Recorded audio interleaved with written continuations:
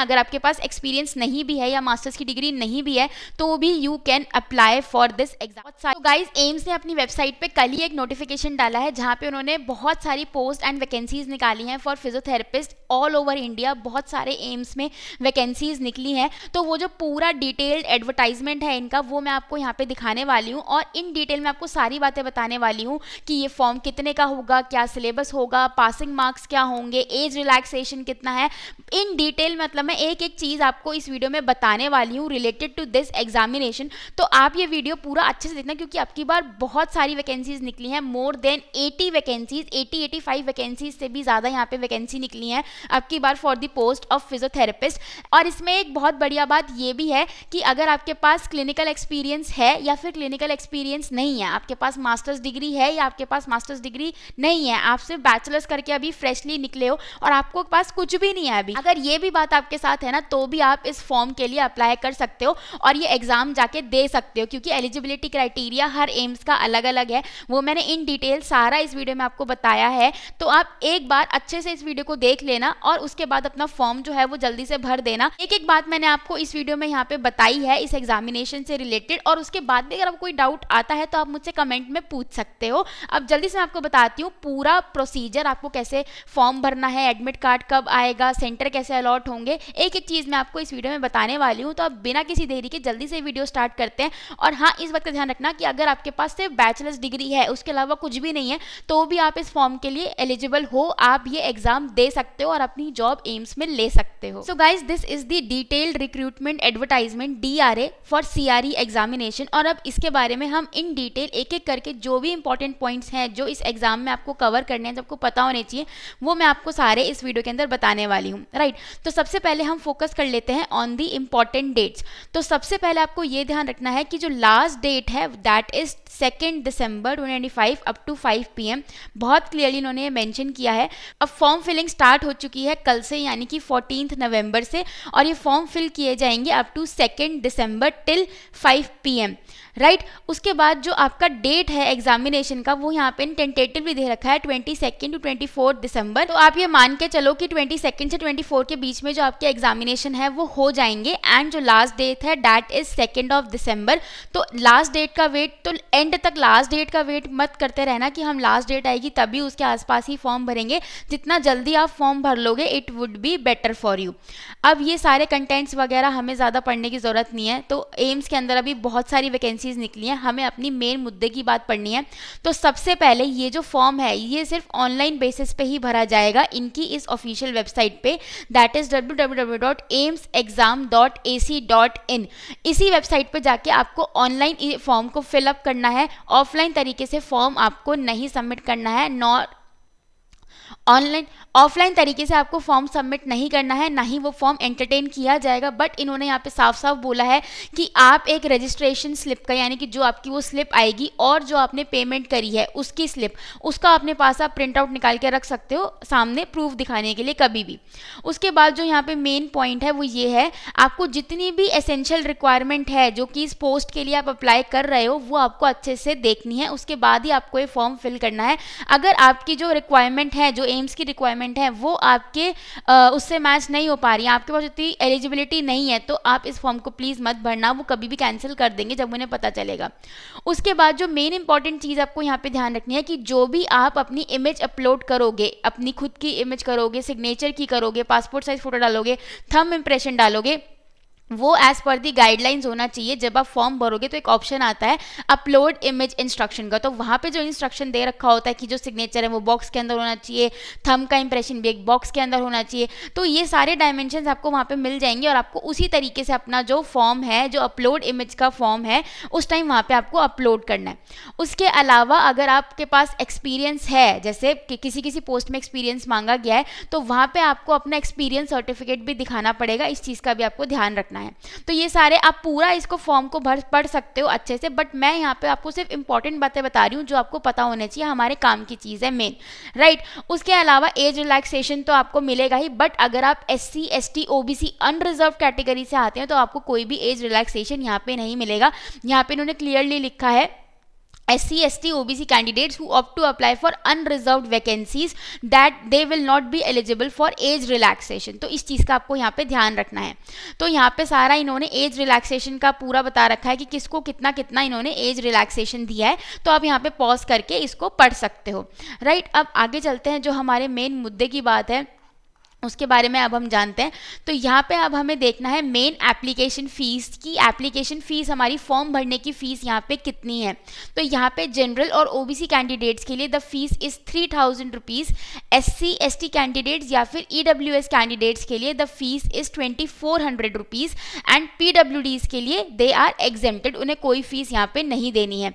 जो आपकी फ़ीस है वो डेबिट कार्ड, क्रेडिट कार्ड या फिर नेट बैंकिंग के थ्रू ही आपकी फ़ीस जो है फॉर्म की वो पे करी जाएगी। ऑफलाइन जाके आपको फीस पे नहीं करनी है। और ये जो आप फीस पे करोगे इसकी जो रिसिप्ट आएगी वो आपको प्रिंट करा के अपने पास रखनी है फॉर फ्यूचर पर्पस, राइट।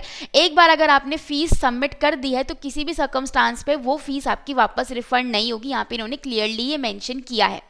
अब बात करते हैं about the date and centre of examination. तो डेट मैं आपको ऑलरेडी ऊपर दिखा चुकी हूँ कि 22 से 24 दिसंबर तक को इनका एग्जाम कंडक्ट हो जाएगा। टेंटेटिवली इन्होंने लिखा हुआ है, हो सकता है कि आगे पीछे हो जाए। उसके अलावा इनका जो एग्जामिनेशन सेंटर है, यहाँ पे आपके पास चॉइस पूछी जाती है कि आप अपनी प्रेफरेंस के हिसाब से अपना जो एग्जामिनेशन सेंटर है वो फिल कर सकते हो, बट ऐसा ज़रूरी नहीं है कि उन्हीं एग्जाम सेंटर्स पे आपका फॉर्म आए, आपको मतलब सेंटर मिले वहाँ पे। बट बहुत हाई चांसेस होते हैं कि जो आप प्रेफरेंस भरते हो कि मुझे दिल्ली में देना है, हरियाणा में देना है, राजस्थान, जो भी आप फिलअप करते हो तो उसी में आपको सेंटर अलॉट हो जाता है। तो इसलिए आप जितना जल्दी फॉर्म फिलअप कर सकते हो उतना इट वुड बी बेटर आपको ये एग्जामिनेशन सेंटर अलॉट होने के लिए, राइट।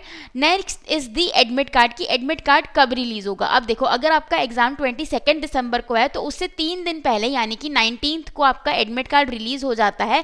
बट जो आपका सिटी इंटीमेशन होता है कि आपका एग्जाम कहाँ पड़ेगा वो ये 10 दिन पहले या 7 दिन पहले आपको बता देंगे, 1 हफ्ता पहले आपको बता दिया जाएगा, राइट। सो एडमिट कार्ड भी आपको इनकी ऑफिशियल वेबसाइट पे ही मिलेगा। एडमिट कार्ड आपको ना पोस्ट के थ्रू भेजा जाएगा ना मेल के थ्रू भेजा जाएगा, आपको लॉगिन करना पड़ेगा। और जब आप ये फॉर्म भर रहे होगे तो अपना लॉगिन आईडी और पासवर्ड बहुत अच्छे से संभाल के रखना, क्योंकि बार बार आपको लॉगिन करना पड़ेगा, ठीक है। और जब आप एग्जाम देने जाओगे तो आपको ये जो अपना एडमिट कार्ड है ये कैरी अलॉन्ग करना है, आपको इसका प्रिंट निकलवाना पड़ेगा। वहाँ पे वो ऐसे सॉफ्ट कॉपी में नहीं दिखते कि आपने फ़ोन में दिखा दिया अपना एडमिट कार्ड, आपको प्रिंट करा के लेके जाना ही पड़ता है। तो उसको पहले से ही प्रिंट करा के रख लेना। Next is CBT। अब पैटर्न क्या है, सिलेबस क्या है एग्जामिनेशन का। तो देखो, जो टोटल ड्यूरेशन है एग्जाम का that will be of 90 minutes का आपका पूरा एग्जाम होगा। इसके अंदर आपके आएंगे टोटल 100 MCQs आएंगे और एक क्वेश्चन आपका होगा 4 मार्क्स का, ठीक है। तो टोटल जो आपका स्कोर बन जाता है दैट इज 400 मार्क्स, यानी कि 100 क्वेश्चन होंगे, हर क्वेश्चन 4 नंबर का है एंड टोटल 400 मार्क्स का आपका पेपर रहेगा। अब बात करें सिलेबस की तो 100 में से 20 क्वेश्चन होंगे आपके GK, GS, रीजनिंग, एप्टीट्यूड, इन सब से।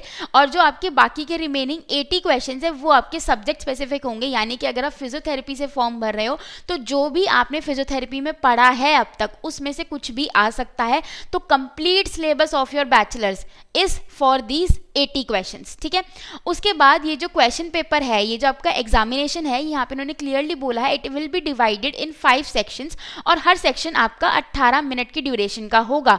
यानी कि जो आपका पेपर है वो 18 मिनट्स के स्लॉट में होगा और ऐसे 5 स्लॉट होंगे, तो टोटल ड्यूरेशन हो जाएगा एग्जाम का 90 मिनट्स। और हर ड्यूरेशन में यानी कि हर 18 मिनट्स में आपको 20 क्वेश्चंस सॉल्व करने होंगे। और एक बार ये ड्यूरेशन खत्म हो जाता है तो आप दोबारा इन 20 क्वेश्चंस पे नहीं आ सकते, आप आगे प्रोसीड कर दिए जाओगे and you will not be able to come back to revise और चेंज योर आंसर। देखो, यहाँ पे इन्होंने यही चीज़ साफ साफ लिख रखी है, you will not be allowed to view और answer any question section rather than currently active visible part. यानी कि एक बार जो आपका विजिबल पार्ट है, यानी कि जो 18 मिनट्स का ड्यूरेशन खुलेगा जिसमें आपको 20 क्वेश्चंस करने होंगे, वो अगर आपने उस टाइम नहीं किया, रिव्यू के लिए छोड़ दिया, स्किप कर दिया, तो आप उसके पास दोबारा नहीं आ पाओगे। एक बार 18 मिनट का सेक्शन चला गया, एक सेक्शन चला गया, तो आप नेक्स्ट पे प्रोसीड कर जाओगे, ठीक है।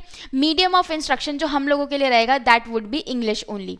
अब बात करते हैं कि कितने पे हमारा ये जो एग्जाम है ये क्लियर हो जाएगा। तो देखो, हर क्वेश्चन यहाँ पे आपका 4 मार्क्स का है और यहाँ पे नेगेटिव मार्किंग भी करी जा रही है ऑफ -1/4, ठीक है। तो उस हिसाब से आपको यहाँ पे तुक्के भी मार के आपको ज़्यादा नहीं आने हैं, वरना आपके जो आंसर हैं वो गलत हो जाएंगे, चाहे आप सही भी करके आए हो तो भी।